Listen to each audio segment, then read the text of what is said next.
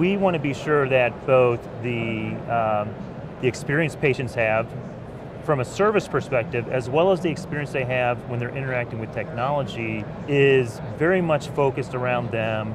We're very clear with, hey, these are the things we want you to track on. Have you had your flu shot? Yeah.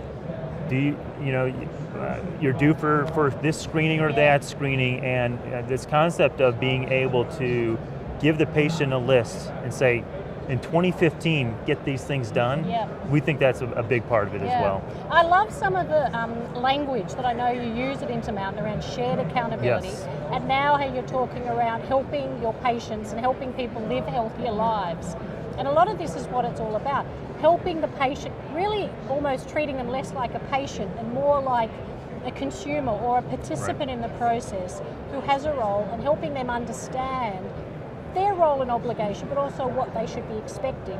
And in many ways we start to talk about how can we, instead of traditionally, as you said, hospital-centric, the patient has to come to the health system. Now what we're talking about is how do we take the health system to the patient? We've all spoken for many years about patient-centric, but we're really now, population health is really about true patient centricity, taking all of what a health system is to the patient. And in particular, what we're looking at in other countries with population health and types of telehealth and biometrics is sometimes a physician only sees the patient at these broad intervals.